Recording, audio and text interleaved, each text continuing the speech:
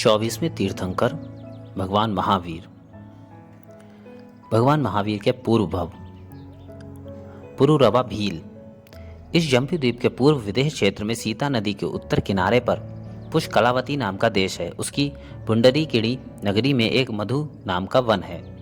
उसमें पुरुरवा नाम का एक भीलों का राजा अपनी कालिका नाम की स्त्री के साथ रहता था। किसी दिन दिग्भ्रम के कारण श्री सागर सेन नामक मुनिराज को इधर उधर भ्रमण करते हुए देखकर यह भील उन्हें मारने को उद्यत हुआ। उसकी स्त्री ने यह कहकर मना कर दिया कि ये वन के देवता घूम रहे हैं, इन्हें मत मारो। यह पुरुरवा उसी समय मुनि को नमस्कार करता था उनके वचन सुनकर शांत हो गया। मुनिराज ने उससे मद्य, मांस और मधु इन 3 मकारों का त्याग करा दिया। मांसाहारी भील भी इन तीनों के त्याग रूप व्रत का जीवन पर्यंत पालन कर आयु के अंत में मरकर सौधर्म स्वर्ग में एक सागर की आयु को धारण करने वाला देव हो गया। कहाँ तो वह हिंसक क्रूर भील पाप करके नरक चला जाता और कहाँ उसे गुरु का समागम मिला कि जिसने हिंसा का त्याग करके स्वर्ग चला गया। मरीचि कुमार।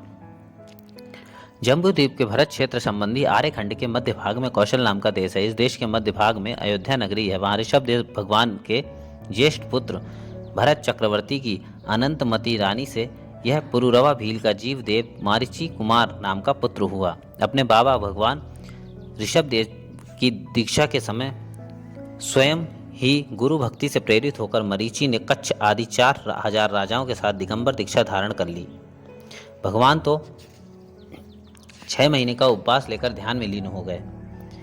मरीचि आदि 4000 राजा स्वयं ही फल, आवरण आदि को ग्रहण करने लगे। तब वन देवता ने प्रकट होकर कहा, निर्ग्रंथ दिगंबर, जिन मुद्रा को धारण करने वालों का यह क्रम नहीं है, अर्थात यह अरहंत मुद्रा तीनों लोकों में पूज्य है, इसको धारण कर यह स्वच्छंद प्रवृत्ति करना कथमपि उचित नहीं है। अतः तुम लोग अपनी अपनी इच्छा अनुसार अन्य वेश ग्रहण कर लो। ऐसा सुनकर प्रबल मिथ्यात्व से प्रेरित हुए मरीचि ने भी सबसे पहले परिव्राजक की दीक्षा धारण कर ली। वास्तव में जिनका संसार दीर्घ होता है उनके लिए यह मिथ्यात्व कर्म मिथ्या मार्ग ही दिखलाता है।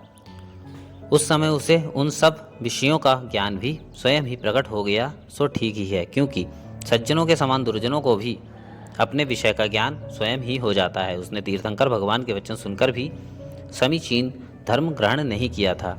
वह मरीचि साधु सोचता रहता था कि जिस प्रकार भगवान ऋषभदेव ने अपने आप समस्त परिग्रह कर त्याग कर तीनों लोकों में क्षोभ उत्पन्न करने वाली सामर्थ्य प्राप्त की है, उसी प्रकार मैं भी संसार में अपने द्वारा चलाए हुए दूसरे मत की व्यवस्था करूंगा और उसके निमित्त से होने वाले बड़े भारी प्रभाव के कारण इंद्र की प्रतीक्षा को प्राप्त करूंगा। इंद्र द्वारा की हुई पूजा को प्राप्त करूंगा। मैं समझता हूँ कि मेरे यह सब अवश्य होगा। इस प्रकार मान कर्म के उदय से यह पाप बुद्धि सहित हुआ, खोटे मत से विरक्त नहीं हुआ और अनेक दोषों से दूषित वही वेश धारण कर रहने लगा। तभी कच्छ आदि 4000 राजा तो दीक्षित हुए, उन सभी मुनि वेशधारियों ने भी अनेक वेश बना लिए। मरीचि का भव भ्रमण। मरीचि कुमार आयु के अंत में मरकर ब्रह्म स्वर्ग में 10 सागर आयु वाला देव हो गया। वहां से आकर जटिल ब्राह्मण हुआ, पुनः परिव्राजक बना, पुनः मरकर सौधर्म स्वर्ग में देव हुआ, पुनः वहां से आकर अग्निशह ब्राह्मण होकर परिव्राजक दीक्षा ले ली, पुनः मरकर देव हुआ, वहां से च्युत होकर अग्निमित्र ब्राह्मण होकर परिव्राजक तापसी हुआ, पुनरपि माहेंद्र स्वर्ग में देव हुआ, वहां से आकर ब्राह्मण भारद्वाज होकर त्रिदंडी साधु बन गया और पुनरपि स्वर्ग में गया। वहां से च्युत होकर मिथ्यात्व के निमित्त से यह मरीचि कुमार त्रस स्थावर योनियों में असंख्यात वर्ष तक परिभ्रमण करता रहा। वह मरीचि कुमार का जीव इस तरह असंख्यात वर्षों तक इन कुयोनियों में भ्रमण करते हुए श्रांत हो गया। कुछ पुण्य से राजगृह नगर के सांडिल्य ब्राह्मण की पारसरी पत्नी से स्थावर नाम का पुत्र हुआ। वहां भी सम्यक दर्शन से शून्य परिव्राजक की दीक्षा लेकर अंत में मरकर माहेंद्र स्वर्ग में 7 सागर की आयु वाला देव हो गया। विश्वनंदी। इसी मगध देश के राजगृह नगर में विश्वभूति राजा की जैनी नामक रानी से यह मरीचि कुमार का जीव स्वर्ग से आकर विश्वनंदी नाम का राजपुत्र हो गया। विश्वभूति राजा का एक विशाख भूति नाम का छोटा भाई था। उसकी लक्ष्मणा पत्नी से विशाख नंदी नाम का मूर्ख पुत्र हो गया।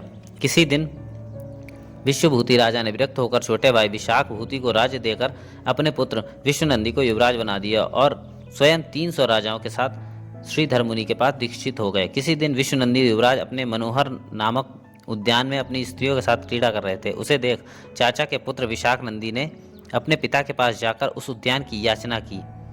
विशाख भूति ने भी युवराज विश्वनंदी को विरुद्ध राजाओं को जीतने के बहाने बाहर भेजकर पुत्र को बगीचा दे दिया। विश्वनंदी को इस घटना का तत्काल पता लग जाने से वह क्रुद्ध होकर वापस विशाख नंदी को मारने को उद्यत हुआ। जब विशाख नंदी कैथे के वृक्ष पर चढ़ गया, इसने कैथे के वृक्ष को उखाड़ दिया। तब वह भागा और पत्थर के खंभे के पीछे हो गया। यह विश्वनंदी पत्थर के खंभे को उखाड़कर उसे मारने को दौड़ा। विशाख नंदी वहां से डरकर भागा। तब युवराज के हृदय में सौहार्द और करुणा जागृत हो गई। उसने उसी समय उसे अभयदान देकर बगीचा भी दे दिया और स्वयं संभूत नामक मुनि के पास दीक्षा धारण कर ली। तब विशाख भूति ने भी पापों का पश्चाताप कर दीक्षा ले ली। किसी दिन मुनि विश्वनंदी अत्यंत कृश शरीरी मथुरा में आहार के लिए आए। उस समय यह विशाख नंदी वैश्या के महल की छत से मुनि को देख रहा था। मुनि को गाय ने धक्के से गिरा दिया। यह देख विशाख नंदी बोला, तुम्हारा पत्थर का खंभा तोड़ने वाला पराक्रम कहाँ गया? मुनि ने यह दुर्वचन सुने उन्हें क्रोध आ गया। अंत में निदान सहित संन्यास से मरकर महाशुक्र स्वर्ग में देव हो गए। वहीं पर चाचा विशाख भूति भी देव हो गए। दोनों की आयु 16 प्रमाण थी। अर्धचक्री त्रिप्रष्ट कुमार। सुरम्य देश के पोदनपुर नगर में प्रजापति महाराज की जयावती रानी से विशाख भूति का जीव विजय नाम का पुत्र हुआ और महाराज की दूसरी रानी मृगावती से विश्वनंदी का जीव त्रिप्रष्ट नाम का पुत्र हुआ। विजय बलभद्र पद के धारक हुए और ये त्रिप्रष्ट अर्धचक्री पद के धारक हुए। उधर विशाख नंदी का जीव चिरकाल तक संसार में भ्रमण करता हुआ कुछ पुण्य से विजयार्थ पर्वत की उत्तर श्रेणी के अलकापुर नगर में मयूर ग्रीव विद्याधर की नीलांजना रानी से अश्वग्रीव पुत्र हुआ। यह प्रतिनारायण हुआ था। कालांतर में युद्ध में अश्वग्रीव के चक्र रत्न से ही अश्वग्रीव को मारकर त्रिखंडाधिपति राजा त्रिप्रष्ट ने अपने भाई विजय के साथ बहुत काल तक राक्ष लक्ष्मी का उपभोग किया। अंत में भोग लिप्सा में मरकर सप्तम नरक में चला गया, क्योंकि सम्यक दर्शन और 5 अणुव्रतों से रहित राज्य वैभव नरक का ही कारण है। नरक में इस मरीचि कुमार के जीव ने क्या क्या कष्ट सहे हैं, उनको असंख्य जीवाओं से भी नहीं कहा जा सकता। करोंत से चीरना, कुंभिपाक में पकाना, अग्नि में जलाना, तिल तिल खंड करना आदि के अनेकों दुख हो गए, फिर भी आयु पूर्ण हुए बिना नहीं सका। वहाँ पर 33 सागरों की आयु भोग कर सिंह हुआ और गर्मी सर्दी भूख प्यास आदि बाधाओं से दुखी हुआ। वहाँ पर प्राणी हिंसा से मांसाहार करते हुए पुनः मरकर पहले नरक चला गया। वहाँ के दुखों को भोग कर वहाँ से निकलकर पुनरपि इसी जम्बूद्वीप में सिंधुकूट की पूर्व दिशा में हिमवान पर्वत के शिखर पर सुंदर बालों से युक्त सिंह हुआ। पुण्यशाली मृगेंद्र। वह सिंह किसी समय एक हिरण को पकड़कर खा रहा था। उसी समय अतिशय दयालु अजितंचय और अमित गुण नामक 2 चारण रिद्धिधारी मुनि आकाश मार्ग से उतरकर उस सिंह के पास पहुंचे और शिलालय पर बैठकर जोर जोर से उपदेश देने लगे। उन्होंने कहा कि हे भव्य मृगराज, तू अर्धचक्री त्रिप्रष्ट के भव में 5 इंद्रियों के विषयों का सेवन कर तृप्त नहीं हुआ था तथा सम्यक दर्शन से रहित होने के कारण तू नरक में चला गया। वहाँ अत्यंत प्रचंड और लोहे के घनों से की चोट से तेरा चूर्ण किया जाता था। इत्यादि दुखों को भोग कर तू वहाँ से निकलकर सिंह हुआ। पुनः हिंसा के पाप से मरकर नरक गया। वहाँ से निकलकर पुनः सिंह होकर हिंसा में रत है। तू ऋषभदेव के समय मरीचि के भव में तीर्थंकर ऋषभदेव के वचनों का अनादर कर त्रसस थावर योनियों में असंख्यात वर्ष तक भ्रमण करता रहा। अब इस भव से 10वें भव में तू अंतिम तीर्थंकर होगा। यह सब मैंने श्रीधर तीर्थंकर से सुना है। इन सब बातों को सुनते ही सिंह को जाति स्मरण हो गया। संसार के भयंकर दुखों की स्मृति से उसका शरीर कांपने लगा तथा आंखों से अश्रु गिरने लगे। बहुत देर तक अश्रु गिरते रहने से ऐसा मालूम होता था कि मानो हृदय में सम्यक्त्व को स्थान देने की इच्छा से मिथ्यात्व ही बाहर निकल रहा है। उसकी शांत भावना को देखकर मुनि ने उसे सम्यक्त्व और अणुव्रत ग्रहण कराए। सिंह ने मुनिराज की भक्ति से बार बार प्रदक्षिणाएं दी, बार बार प्रणाम किया और तत्काल ही काल लब्धि के आ जाने से तत्व श्रद्धान पूर्वक श्रावक के व्रत ग्रहण किए। सिंह का मांसाहार के सिवाय और कोई आहार नहीं अतः मांस का त्याग करने से उसने निराहार व्रत ग्रहण किया था। सम्यक दर्शन, सच्चे देव, शास्त्र, गुरु और तत्वों का श्रद्धान करना। अहिंसा अणुव्रत का अर्थात मन वचन काय से किसी भी जीव को नहीं मारना। सत्याणुव्रत अर्थात स्थूल झूठ नहीं बोलना।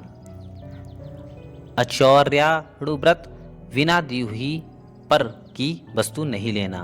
ब्रह्मचर्याणुव्रत, अपनी स्त्री के सिवाय सबको माता बहन समझना।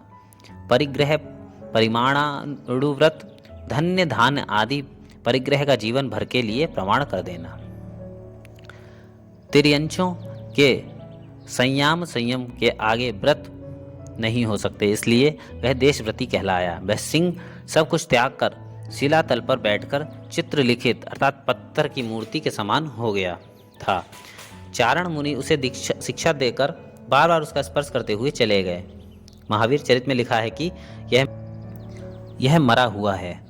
ऐसा समझ मदोन्मत्त हाथियों ने उसकी सटाव को नष्ट कर दिया। डांस, मक्खी और मच्छरों ने मर्म स्थानों को काट डाला। लोमड़ी और श्रगाल मृतक समझकर उस सिंह को तीक्ष्ण नखों के द्वारा नोच नोच कर खाने लगे, तो भी उस सिंह ने अपनी परम समाधि नहीं छोड़ी। क्षमा भाव से सब सहन करता रहा। पूर्वोक्त प्रकार से 1 महीने तक निश्चल रहकर अनशन धारण कर पाप रहित हुआ प्राणों से शरीर को छोड़ा। इस प्रकार संन्यास विधि से मरा और शीघ्र ही स्वधर्म स्वर्ग में सिंह केतु नाम का देव हो गया।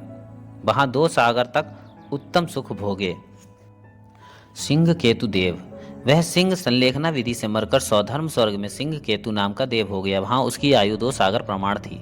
स्वर्ग में देव उपपादशय्या से 16 वर्ष के नवयुवक के समान शरीर से परिपूर्ण होकर उठकर बैठ जाते हैं। तभी वहां वाद्यों की ध्वनि आदि से अन्य परिवार, देवगण, देवांगना आदि आकर जय जयकार करते हुए नव आगत देव का स्वागत करते हैं। वहां देव जन्म लेकर तत्क्षण सोचते हैं कि मैं यहाँ कौन हूँ, कहाँ से आया हूँ इत्यादि सोचते ही उन्हें भव प्रत्यय नाम के अवधि ज्ञान से भी सभी जानकारी मिल जाती है। इन सिंह केतु देव ने भी जान लिया कि मैं सिंह की पर्याय में दिगंबर महामुनि के संबोधन से सम्यक्त और अणुव्रतों को प्राप्त कर समाधि पूर्वक मरण करके यहाँ प्रथम स्वर्ग में देववत को प्राप्त हुआ हूँ।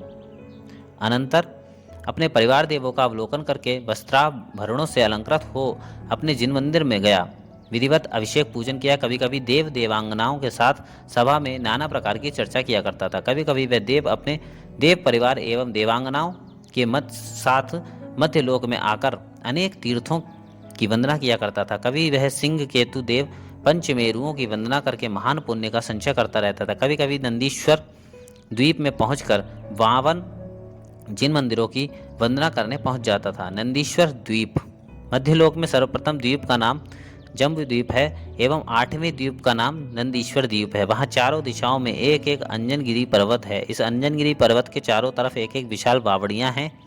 ये बावड़ियाँ चौकोन हैं। इन प्रत्येक बावड़ियों के मध्य एक एक दधिमुख पर्वत है। इस प्रकार 4 अंजनगिरी संबंधी 4 दधिमुख पर्वत होने से 16 दधिमुख माने जाते हैं। इन बावड़ियों के बाहरी कोनों पर 2 रतिकर पर्वत हैं। ऐसे ये रतिकर 32 हो गए हैं। इस प्रकार 4 अंजनगिरी, 16 दधिमुख एवं 32 रतिकर, ऐसे 4, 16, 32 अर्थात कुल योग 52 पर्वतों पर एक एक जिन मंदिर बने हुए हैं। ये अकृत्रिम जिन मंदिर हैं। वह सिंह केतु देव इन मंदिरों की वंदना किया करता था। इस प्रकार 2 सागर की आयु पूर्ण कर वह देव वहां से च्युत होकर मध्यलोक में आ गया।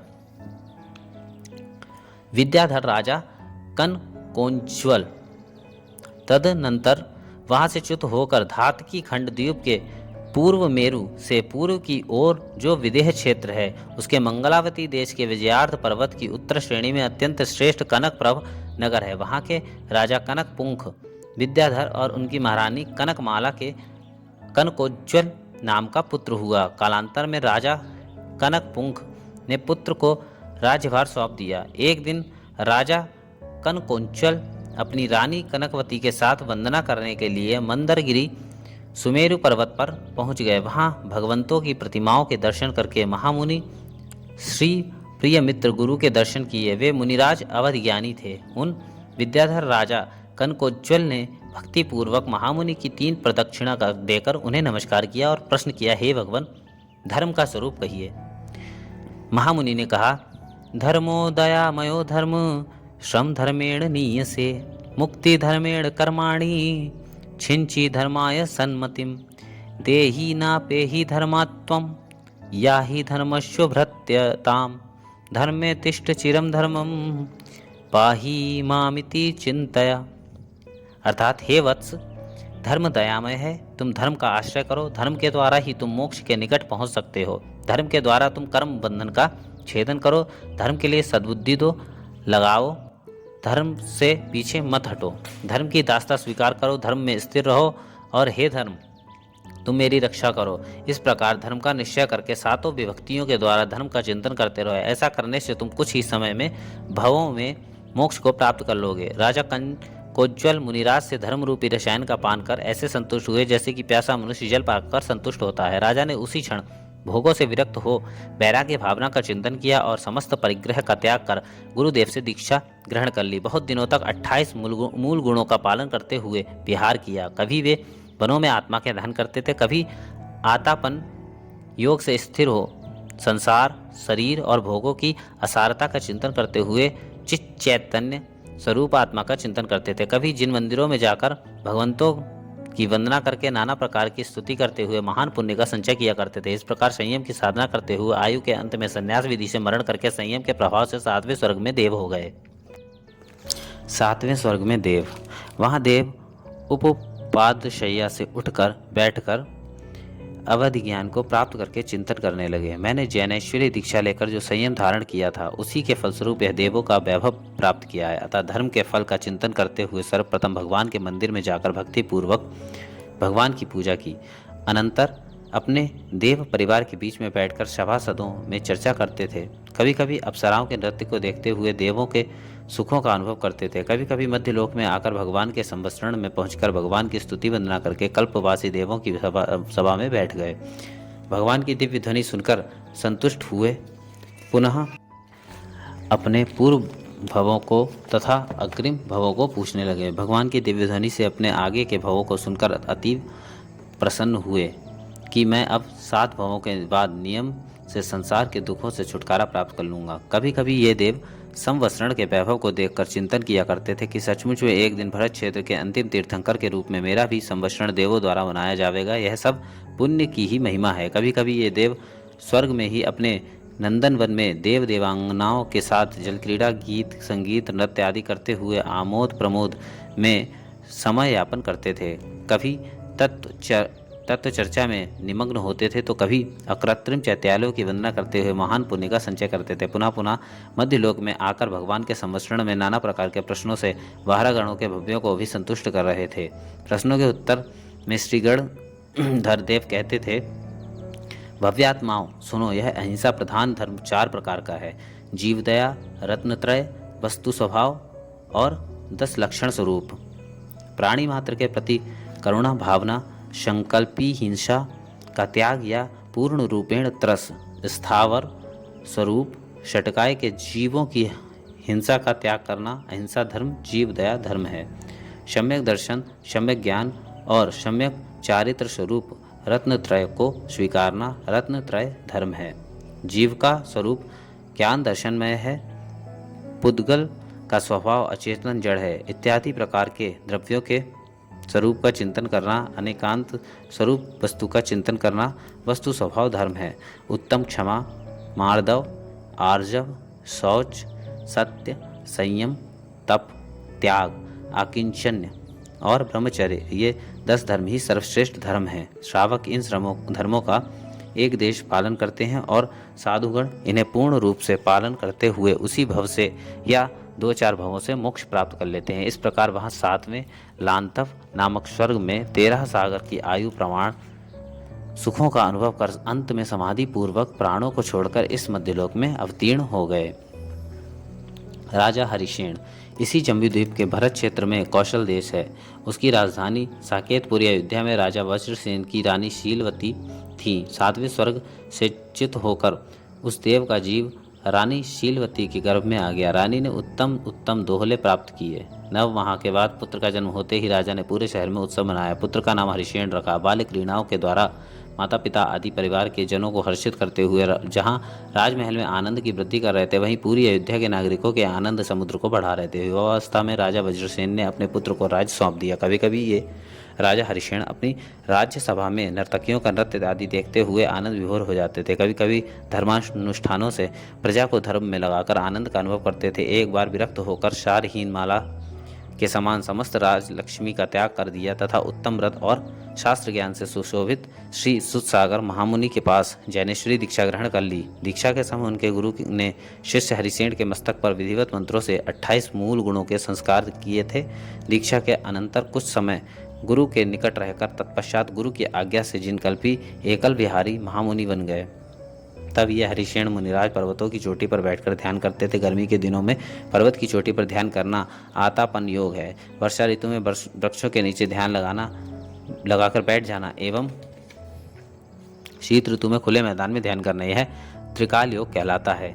कहा भी है, गिम्हे गिरी सिहत रथा वरिशायाले रुख मूल रयणीषु शिशिरे वाहिर शयणाते साहु वंदिमो उणिंचम।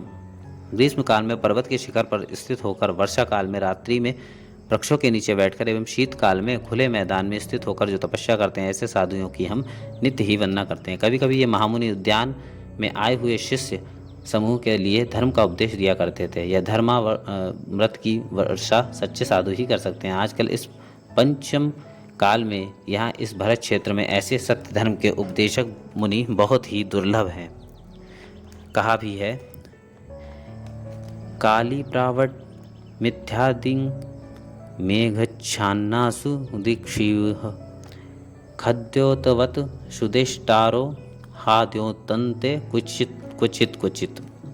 इस काली काल रूपी वर्षा काल में चारों तरफ से मिथ्यात्व के बादल छाए हुए हैं। ऐसे समय में सच्चे धर्म के उपदेष्टा जुगनू के समान कहीं कहीं ही चमकते हैं। यह बड़े खेद की बात है। किंतु महामुनि हरिसेन तो चतुर्थ काल में एक महान साधु हुए हैं। इन्होंने व्रतों की विशुद्धि को बढ़ाते हुए अंत में समाधि पूर्वक शरीर को छोड़ा और महाशुक्र नाम के 10वें स्वर्ग में देव पद को प्राप्त हो गए। 10वें स्वर्ग में देव, वहाँ पर महाशुक्र स्वर्ग में हरि शेण चर देव अपनी देवांगनाओं और देव परिवार के साथ अनेक दिव्य सुखों का अनुभव करते रहते थे।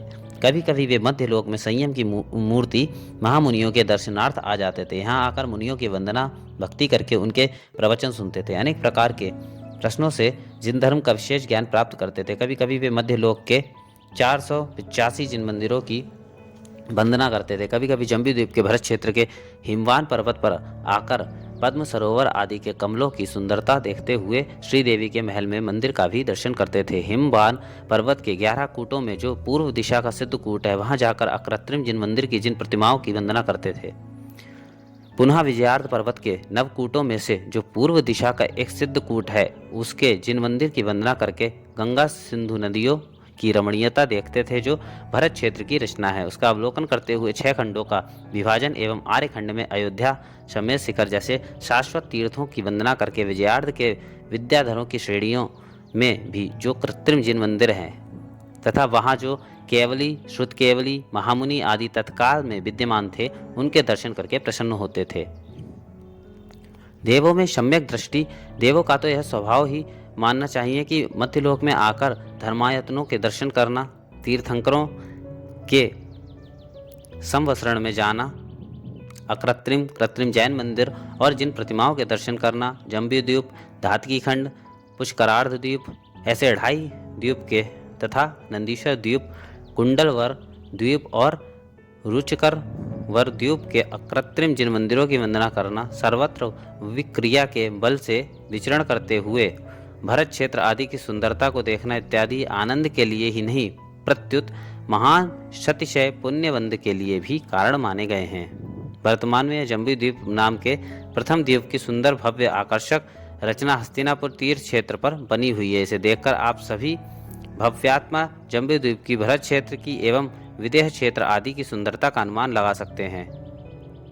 आज जो महानुभाव हस्तिनापुर पहुंचकर जम्बूद्वीप का दर्शन करते हैं उनके मुख से एक बार सहसा यह वाक्य निकलता है कि अहो, हम तो स्वर्ग में आ गए, इससे अच्छा स्वर्ग भला और क्या होगा। जब कृत्रिम रचना को देखकर इतना आनंद होता है, तब भला जो अकृत्रिम रचनाओं का साक्षात्कार करते होंगे उन्हें कितना आनंद प्राप्त होता होगा। वास्तव में देवगण ऐसे आनंद का अनुभव करते रहते हैं। इस प्रकार यह हरिशेणचर देव वहाँ 10वें स्वर्ग में 16 सागर की आयु पर्यंत दिव्य सुखों का अनुभव करके अंत में वहाँ की आयु पूर्ण कर वहाँ से च्युत होकर मध्यलोक में आ गया।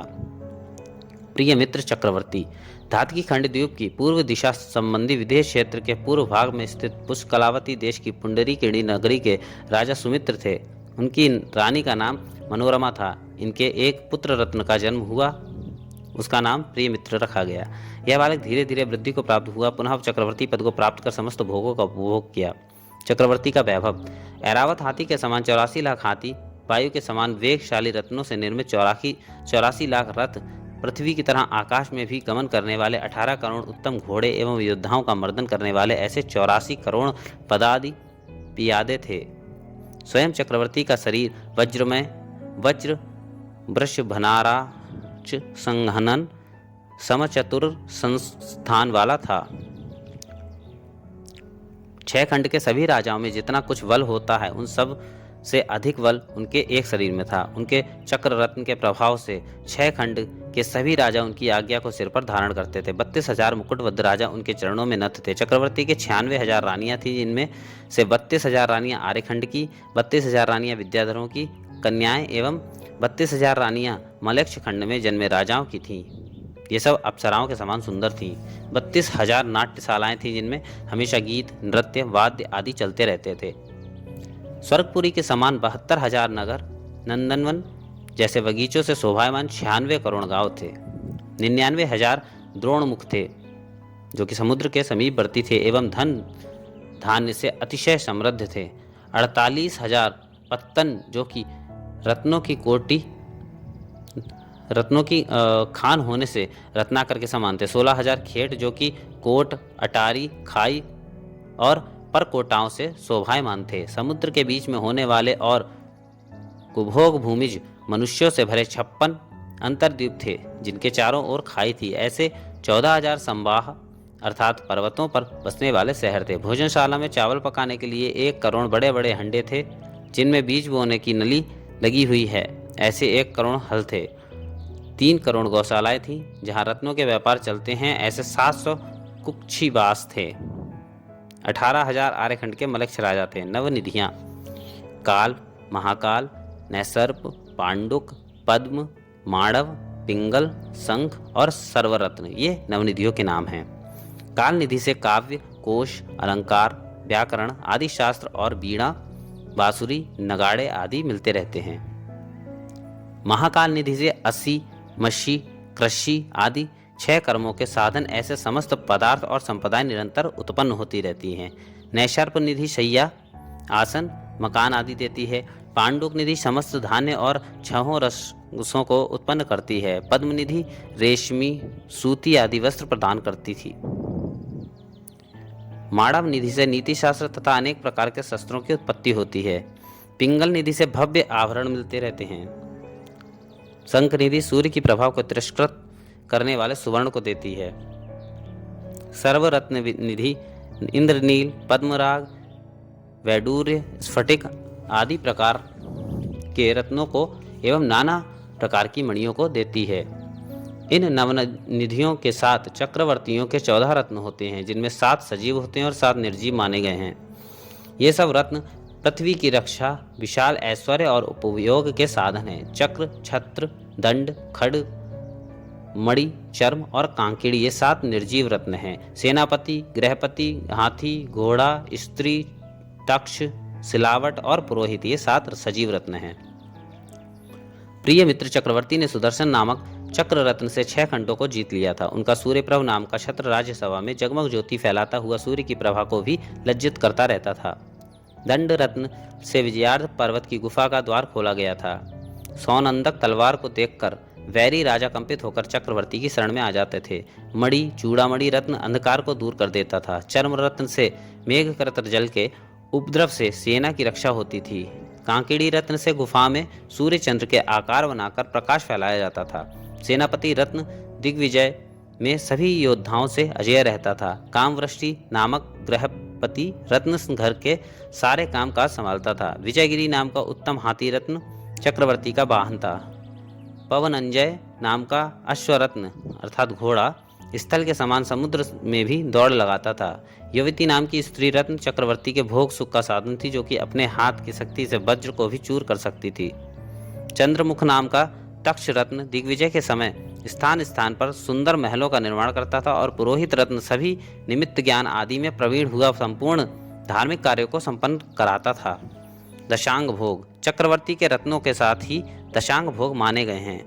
नवनिधियाँ, पट्टरानियाँ, नगर, शैया, आसन, सेना, नाट्यशालाएं, भाजन, भोजन और वाहन ये 10 प्रकार के भोग के साधन रहते हैं। 16,000 गणबद्ध जाति के व्यंतर देव हाथ में तलवार लेकर निधि रत्न और चक्रवर्ती की रक्षा करने में तत्पर रहते थे। प्रिय मित्र, चक्रवर्ती ने पूर्व पुण्य के प्रभाव से ऐसे चक्रवर्ती के वैभव को प्राप्त किया। उन्होंने चक्र रत्न के प्राप्त होने पर दिग्विजय के लिए प्रस्थान करके 6 खंड पृथ्वी को जीत लिया।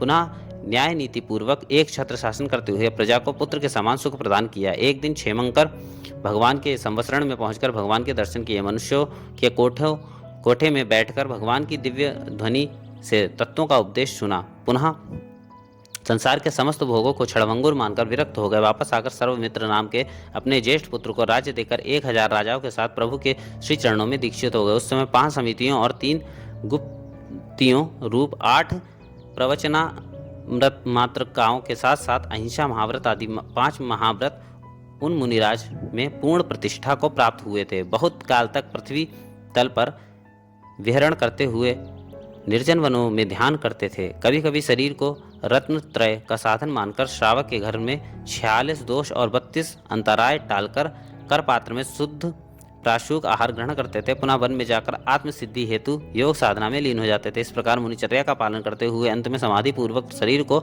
छोड़कर महान त्याग के प्रभाव से 12वें स्वर्ग में देव हो गए। 12वें स्वर्ग में देव। प्रिय मित्र, चक्रवर्ती महामुनि ने सहस्रार स्वर्ग में देवपद प्राप्त किया। सूर्यप्रभ इनका नाम था। वहाँ उनकी आयु 18 सागर प्रमाण थी। अणिमा, महिमा आदि अनेक रिद्धियों से सहित थे। सबसे पहले ये देव जिन मंदिरों में पहुँचते हैं, जिन मंदिर में प्रतिमाओं की वंदना स्तुति करके पूजा की, जिन मंदिरों में 108 जिन प्रतिमाएं विराजमान रहती हैं, प्रत्येक मंदिर में झारी, कलश, दर्पण, चंवर, बीजना, छत्र और ठोना ये 8 मंगल द्रव्य 108 रहते हैं। इन मंदिरों में दुंदुभी, मृदंग, मर्दल, जयघंटा, भेरी, झांझ, बीड़ा और बांसुरी आदि वाद्यों के उत्तम उत्तम शब्द सदैव रहते हैं। प्रत्येक जिन प्रतिमाएं 8 प्रतिहारों से सहित हैं। अशोक वृक्ष, सुरपुष्प वृष्टि से ये 7 हैं।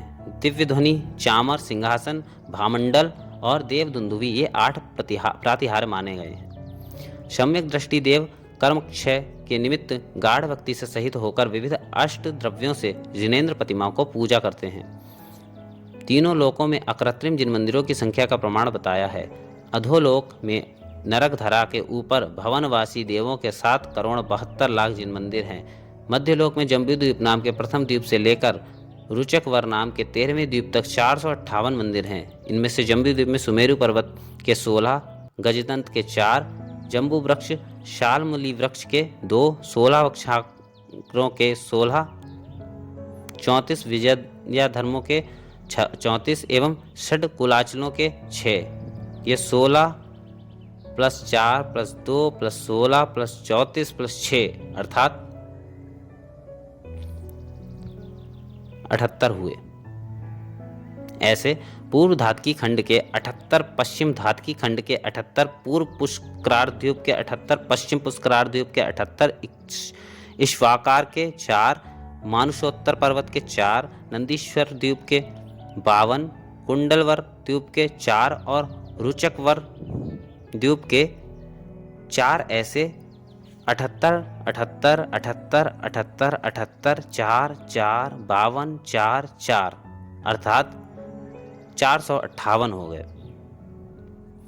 ऊर्ध्वलोक के 84,97,023 हैं। स्वर्गों में के एवं नवग्रैवेयक आदि के जितने विमान हैं उतने ही जिन मंदिर हैं। सौधर्म स्वर्ग में 32 लाख, ईशान में 28 लाख, सानत कुमार में 12 लाख, माहेंद्र में 8 लाख, ब्रह्मोत्तर युगल में 4 लाख, लांतव कापिष्ठ में 50,000, शुक्र महाशुक्र में 40,000, शतार सहस्रार में 6,000, आनत प्राणत आनत और अच्युत ऐसे 4 कल्पों में 703 अधोग्रैवेयक अर्थात 999, 3 मध्यग्रैवेयक में 107, 3 ऊर्ध्वग्रैवेयक में 91,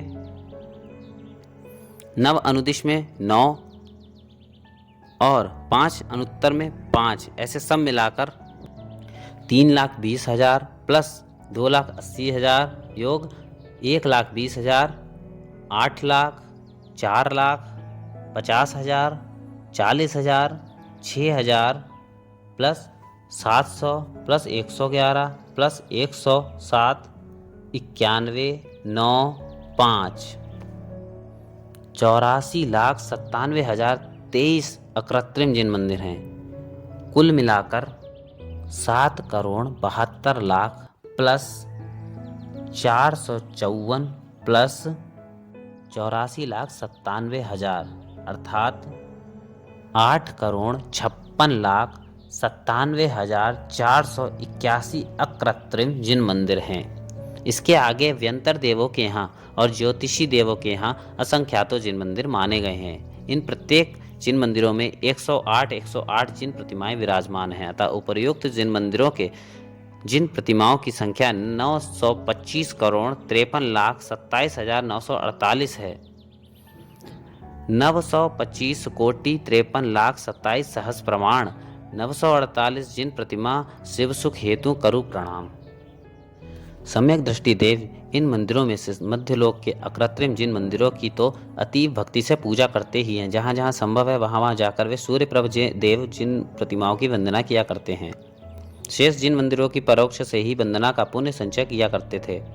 कभी कभी ये देव अपने देव परिवार के साथ मध्यलोक में आकर महामुनियों की वंदना करके उनके श्रीमुख से धर्मोपदेश सुनकर प्रसन्न होते थे। इस प्रकार धर्माराधना में समय व्यतीत किया करते हैं। आयु के अंत में स्वर्ग में ही सुंदर उद्यान में कल्प वृक्ष के नीचे महामंत्र का स्मरण करते हुए ध्यान में लीन हो गए। देव शरीर से प्राण निकल गए और वैक्रियिक शरीर तत्क्षण ही कपूर जैसा विलीयमान हो गया। वे मध्यलोक में इसी भरत क्षेत्र के छत्रपुर नगर में रानी के पुत्र हो गए। नंद महाराज। जम्बूद्वीप के भरत क्षेत्र में आर्यखंड में एक छत्रपुर नाम का नगर था। वहाँ के राजा नंदीवर्धन की रानी वीरवती के गर्भ में उपयुक्त सूर्य प्रभु देव का जीव आ गया है। 9 माह के बाद रानी ने पुत्र को जन्म दिया। पूरे राज्य में आनंद मंगल होने से राजा ने पुत्र का नाम नंद रखा। इसे नंदन भी कहते थे। नंदन बालक माता की अंगुली पकड़कर खेलते हुए महाराजा नंदीवर्धन का मनोरंजन किया करता था। पुत्र के यौवनावस्था को प्राप्त होने पर राजा ने अपना राज्यभार पुत्र को सौंप दिया, क्योंकि यही सनातन परंपरा है। राजा नंद ने भी चिरकाल तक राज्य संचालन करते हुए प्रजा को खूब संतुष्ट किया। इष्ट अभिलषित राज्य का उपभोग कर राजा नंद ने प्रोष्ठिल नाम के गुरु के पास ज्ञानेश्वरी दीक्षा ग्रहण कर ली। मुनियों के संग में धर्मोपदेश देकर सच्चे मोक्ष मार्ग का दिग्दर्शन कराते रहते थे। इन्होंने ज्ञान वर्ण कर्म के क्षयोपशम विशेष से गुरु के सानिध्य में 11 अंगों का ज्ञान प्राप्त कर लिया था। अंग और पूर्व श्रुत का ज्ञान गुरु के मुख से ही प्राप्त होता है, कभी किसी को बिना गुरु के नहीं होता। तीर्थंकर प्रकृति का बंध। दिगंबर मुनि पंच महाव्रत, पंच समिति, पंचेंद्रीय निरोध, 6 आवश्यक क्रिया, केश लोंच, वस्त्रों का पूर्ण त्याग, स्नान का त्याग, पृथ्वी पर शयन, दंत धावन का त्याग, बड़े होकर भोजन और एक बार भोजन, इस प्रकार 28 मूल गुणों का पालन करते हैं। संपूर्ण आरंभ और परिग्रह से रहित ज्ञान ध्यान में रत रहते हैं। परिशह और उपसर्गों को शांति और क्षमा भाव से सहन करते हैं। उत्तम क्षमादि 10 धर्मों का पालन करते हैं। नंद मुनिराज ने घोर तपश्चरण से अपनी आत्मा को निर्मल बना लिया एवं दर्शन विशुद्धि आदि 16 कारण भावनाओं का चिंतन करने लगे। सातिशय तीर्थंकर प्रकृति का बंध कराने में समर्थ उन भावनाओं का संक्षिप्त लक्षण इस प्रकार है। 16 कारण भावना। दर्शन विशुद्धि, 25 मल दोष रहित विशुद्ध सम्यक दर्शन को धारण करना। विनय संपन्नता, देव शास्त्र गुरु तथा रत्न त्रय की विनय करना। शील व्रतों में अनतिचार, व्रतों और शीलों में अतिचार नहीं लगाना। अभीष्ट ज्ञानोपयोग, सदा ज्ञान के अभ्यास में लगे रहना। संवेग, धर्म और धर्म के फल में अनुराग होना। शक्ति तप, अपनी शक्ति को न छिपाकर अंतरंग बहिरंग तप करना। शक्ति त्याग, अपनी शक्ति के अनुसार आहार, औषधि, अभय और शास्त्रदान देना। साधु समाधि, साधुओं का उपसर्ग आदि दूर करना या समाधि सहित वीर मरण करना। वयावृत्यकरण, व्रति त्यागी साधर्मी की सेवा करना, वयावृत्ति करना। अरहंत भक्ति, अरहंत भगवान की भक्ति करना। आचार्य भक्ति, आचार्य की भक्ति करना। बहुश्रुत भक्ति, उपाध्याय परमेष्टि की भक्ति करना। प्रवचन भक्ति, जिनवाणी की भक्ति करना। आवश्यक अपरिहार्य, 6 आवश्यक क्रियाओं का सावधानी से पालन करना। मार्ग प्रभावना, जैन धर्म का प्रभाव फैलाना। प्रवचन वत्सलत्व, साधर्मी जनों में अगाध प्रेम करना। इन 16 भावनाओं में दर्शन विशुद्धि भावना का होना बहुत जरूरी है। फिर उसके साथ 2, 3 आदि कितनी भी भावनाएं हो या सभी हो तो तीर्थंकर प्रकृति का बंध हो सकता है। नंद मुनिराज ने इन भावनाओं से 3 लोकों में आश्चर्य को उत्पन्न कराने वाली तीर्थंकर प्रकृति का बंध कर लिया। आयु के अंत में आराधना से मरकर अच्युत स्वर्ग के पुष्पोत्तर विमान में श्रेष्ठ इंद्र हो गए। पाठक वृंद देखिए, पुरुरवा भील मध्य मांस मधु के त्याग से स्वधर्म स्वर्ग के सुख का अनुभव कर चक्रवर्ती का पुत्र हुआ। पुनः मिथ्वात्व और मानक शाय से सहित था, फिर भी अल्प आरंभ परिग्रह रखने से और मंद कषायों के होने से तथा कुतपश्चरण के प्रभाव से देव हो गया। 5 बार पारिव्राजक बना व 6 बार देव पद पाया, किंतु आगे मिथ्यात्व के निमित्त से त्रश स्थावर और निगोद रूप घोर कुयोनियों में असंख्यात वर्ष पर्यंत घूमता रहा। कदाचित विश्वनंदी मुनि भी हुआ तो निदान से दूषित होकर अर्धचक्री पद का अनुभव करके भी नरकों के महान दुख भोगे। जब सिंह की पर्याय में सम्यक रत्न को प्राप्त कर लिया, तब अणुव्रत के प्रभाव से और संलेखना के महात्म्य से उत्तम देव हुआ। अब यह सम्यक्त्व के निमित्त से उत्तम देव सुख और राज्य सुखों का अनुभव करता रहा। देखिए, सिंह के जीव ने आगे चलकर 4 बार सम्यक्त्व सहित मुनि व्रत धारण किया तथा संसारी जीवों को दुख से निकालकर मैं उत्तम सुख में पहुंचा दूं। इस प्रकार उत्कृष्ट भावना रूप अपाय विचय धर्म ध्यान से नंद मुनिराज ने असंख्य प्राणियों पर अनुग्रह करने में समर्थ ऐसी तीर्थंकर प्रकृति बांध ली। अच्युतेंद्र, नंद महामुनि समाधि मरण के प्रभाव से 16वें स्वर्ग में पुष्पोत्तर विमान में इंद्र हो गए। इस 16वें स्वर्ग का नाम अच्युत है, अतः ये इंद्र अच्युतेंद्र कहलाए। देवों की उत्पत्ति के बारे में मूलाचार में कहा है, देहस्यान्विति भिन्न मुहूर्तेण होई देवाणम संबंग भूषण गुणम यौवनम मणि होदि देहस्मि। टीका में यौवनम यौवनम प्रथम वयः परम रमणीयावस्था सर्वालंकार समन्विता अतिशय मतिशोभनम सर्व जननयनाल्हाद वरम होदि भवति देहम्मि देह शरीरे देवानां यौवनमपि सौवनं सर्वांगभूषण युतं तैनेव भिन्न मुहूर्तेन भवतीति।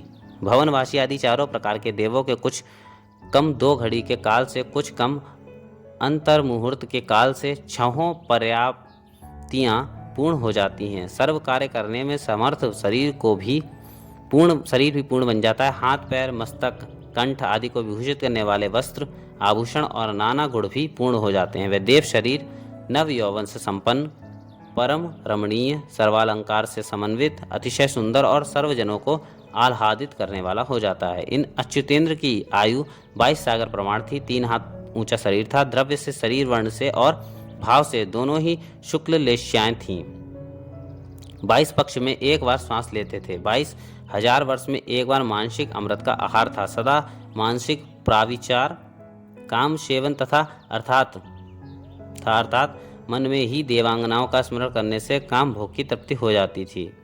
अणिमा, महिमा आदि दिव्य रिद्धियों से नाना प्रकार के सुखों का अनुभव करते थे। उनका अवधि ज्ञान छठी पृथ्वी तक की बातों को जान लेता था। उनके विक्रिय की सीमा थी, उनके अवधि ज्ञान क्षेत्र के बराबर थी।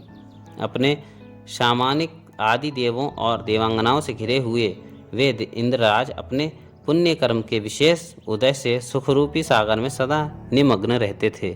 कभी वे अपनी इंद्र सभा में देव अप्सराओं का नृत्य देखते थे, कभी देव देवियों के साथ मध्यलोक में जाकर द्वीप समुद्रों की शोभा देखकर आनंद का अनुभव किया करते थे। मध्यलोक में अकृत्रिम जिन मंदिर 13 द्वीपों तक ही है, अतः कभी कभी ये इंद्रराज रुचिकवर द्वीप आदि में पहुंचकर 1008 दिव्य क्षीर सागर के जल से भरे कलशों से जिन प्रतिमाओं का महाभिषेक करके उत्सव मनाते थे, अष्टद्रव्य से पूजा करते थे और महापुण्य का संचय कर लिया करते थे। इस प्रकार ये अच्युतेंद्र सागर पर्वत दिव्य सुखों का अनुभव करके जब मनुष्य लोक में आने वाले थे, आयु में 6 मास शेष रह गए, तब सौधर्मेंद्र ने कुबेर को आज्ञा दी कि इस जम्बू द्वीप के भरत क्षेत्र के आर्यखंड में कुंडलपुर नगर में अंतिम तीर्थंकर का जन्म होने वाला है, तुम जाकर जन्म से 15 महीने पूर्व से ही रत्नों की वर्षा करना प्रारंभ कर दो। अच्युतेंद्र सूर्यराज अपने पुष्पोत्तर विमान में ही थे और यहाँ कुंडलपुर का महामात्य बढ़ने लगा। पंचकल्याणक वैभव। जब अच्युतेंद्र की आयु 6 मास बाकी रह गई थी, तब इस भरत क्षेत्र के विदेश नामक देश में संबंधी कुंडलपुर नगर निकट नालंदा बिहार प्रदेश के राजा सिद्धार्थ के भवन के आंगन में प्रतिदिन 7.5 करोड़ प्रमाण रत्नों की धारा बरसने लगी। आषाढ़ शुक्ल षष्ठी के दिन रात्रि के पिछले प्रहर में रानी प्रियकारिणी ने 16 स्वप्न देखे और पुष्पोत्तर विमान से अच्युतेंद्र का जीव च्युत होकर रानी के गर्भ में आ गया। प्रातःकाल राजा के मुख से स्वप्नों का फल सुनकर रानी अत्यंत संतुष्ट हुई। तदंतर देवों ने आकर गर्भ कल्याणक उत्सव मनाकर माता पिता का अभिषेक करके उत्सव मनाया। 9 मास पूर्ण होने के बाद चैत्र शुक्ल त्रयोदशी के दिन रानी त्रिशला ने पुत्र को जन्म दिया। भगवान महावीर का जन्म तेरस की रात्रि में हुआ है, ऐसा जय धवला में वर्णित है। आषाढ़ जोन्ह पक्ष छठिये कुंडलपुर रग राहिव राहवंश सिद्धत्थ ड़रिंदस्य तिशिला देवीये गभ मांग तूड़ तथ 8 दिवसा हियड़वासे अच्छीय इत सुख पख तेरसीये रत्तीये उत्तर फंगुड़ियड़ ते गव भादो ढिंख तो वढ़ माण जीड़िंदो। आषाढ़ मास की शुक्ल पक्ष की षष्ठी के दिन कुंडलपुर नगर के स्वामी नाथवंशी सिद्धार्थ नरेंद्र की रानी त्रिशला देवी के गर्भ में आकर और वहां 9 मास 8 दिन रहकर चैत्र शुक्ला त्रयोदशी के दिन रात्रि में उत्तर फाल्गुनी नक्षत्र के रहते हुए वर्धमान जिनेन्द्र ने जन्म लिया। उस समय देवों के स्थान में अपने आप वाद्य बजने लगे। तीनों लोकों में सर्वत्र एक हर्ष की लहर दौड़ गई। सौधर्म इंद्र ने बड़े वैभव के साथ सुमेरु पर्वत की पांडुक शिला पर क्षीर सागर के जल से भगवान का जन्म अभिषेक किया है। इंद्र ने उस समय अब उनके वीर और वर्धमान ऐसे 2 नाम रखे। श्री पार्श्वनाथ तीर्थंकर के बाद 250 वर्ष बीत जाने पर श्री महावीर उत्पन्न हुए। उनकी आयु भी इसी में शामिल है। कुछ कम 72 वर्ष की आयु थी। 7 हाथ ऊंचे स्वर्ण वर्ण के थे। एक बार संजय और विजय नाम के चारण रिद्धिधारी मुनियों को किसी पदार्थ में संदेह उत्पन्न होने से भगवान के जन्म के बाद ही वे उनके समीप आकर उनके दर्शन मात्र से ही संदेह से रहित हो गए। तब उपमुनि ने उन बालक का सन्मति नाम रखा।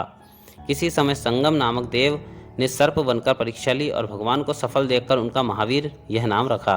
30 वर्ष के बाद भगवान को पूर्व भव का स्मरण होने से वैराग्य हो गया। तब लौकांतिक देवों द्वारा स्तुति को प्राप्त भगवान ने ज्ञात्रवन में साल वृक्ष के नीचे ज्ञानेश्वरी दीक्षा ग्रहण कर ली और तत्काल मनः पर्याय ज्ञान प्राप्त कर लिया। पारणा के दिन कूल ग्राम की नगरी के कूल नामक राजा के यहाँ खीर का आहार ग्रहण किया। किसी समय उज्जैनी के अतिमुक्तक वन में ध्यानारूढ़ भगवान पर महादेव नामक रुद्र भयंकर उपसर्ग करके विजयी भगवान के महत्ति महावीर नाम रखकर स्तुति की। किसी दिन कौशाम्बी नगरी में शांकलों में बंधी चंदनवाला ने भगवान को पड़गाहन किया, तब उसकी वेड़ी आदि टूट गई। मिट्टी का सकोरा स्वर्ण पात्र बन गया एवं कोदों का भात शाली चावल की खीर बन गया। तभी चंदनमाला ने नवधाभक्ति पूर्वक महामुनि महावीर को आहार देकर पंचाश्चर्य प्राप्त किया। छद्मस्त अवस्था के 12 वर्ष बाद जृंभिक ग्राम की ऋजुकूला नदी के किनारे मनोहर नामक वन में साल वृक्ष के नीचे वैशाख शुक्ला दशमी के दिन भगवान को केवल ज्ञान प्राप्त हो गया। उस समय इंद्र ने केवल ज्ञान की पूजा की। भगवान की दिव्य ध्वनि के ना खिरने पर इंद्र गौतम गोत्रीय इंद्रभूति ब्राह्मण को युक्ति से लाए। तब उनका मान गलित होते ही वे भगवान से दीक्षित होकर मनः पर्याय ज्ञान और सप्तऋद्धि से विभूषित होकर प्रथम गणधर हो गए। तब भगवान की दिव्य ध्वनि खिरी। श्रावण कृष्ण एकम के दिन दिव्य ध्वनि को सुनकर गौतम गणधर ने सायंकाल में द्वादशांग श्रुत की रचना की। इसके बाद वायु भूति आदि 11 गणधर हुए हैं। भगवान के संवत्सरण में मुनीश्वरों की संख्या 14,000 थी। चंदना आदि 36,000 आरिकाएँ थी। 1 लाख श्रावक, 3 लाख श्राविकाएँ, असंख्यात देव देवियाँ और संख्यातो त्रियंश थे। 12 गणों से वेष्टित भगवान ने विपुलाचल पर्वत पर और अन्यत्र भी आर्यखंड में विहार कर सप्त तत्व आदि का उपदेश दिया। अंत में पावापुर नगर के मनोहर नामक वन में अनेक सरोवरों के बीच शिलापट्ट पर विराजमान होकर कार्तिक कृष्ण चतुर्दशी की रात्रि को अंतिम प्रहर में स्वाति नक्षत्र में 1000 मुनियों के साथ मोक्ष पद को प्राप्त कर लिया। तब देवों ने मोक्ष कल्याणक पूजा कर दीप मालिका जलाई थी। तब से लेकर आज तक कार्तिक अमावस्या को दीपावली पर्व मनाया जाता है। भगवान के जीवन व्रत से हमें यह समझना चाहिए कि मिथ्यात्व के फलस्वरूप जीव त्रस स्थावर योनियों में परिभ्रमण करता है। सम्यक्त्व और व्रतों के प्रसाद से चतुर्गति के दुखों से छूटकर शाश्वत दुख को प्राप्त कर लेता है। अतः मिथ्यात्व का त्याग कर सम्यक दृष्टिवन करके व्रतों से अपनी आत्मा को निर्मल बनाना चाहिए। तो दोस्तों, आज हमारे 24 तीर्थंकर जो पुस्तक हम ऑडियो बुक में थी वो आज हमारी संपूर्ण हो गई है। अब अगली ऑडियो बुक जल्द ही लेके आएंगे। जल्द ही क्या, कल से फिर से नई बुक पड़ेगी। और जो भी नए लोग हैं वो चैनल को ज़रूर सब्सक्राइब कर लें। और आपको कैसी लगती है हमारी ऑडियो बुक उसके नीचे ज़रूर कमेंट किया करें। Thank you so much.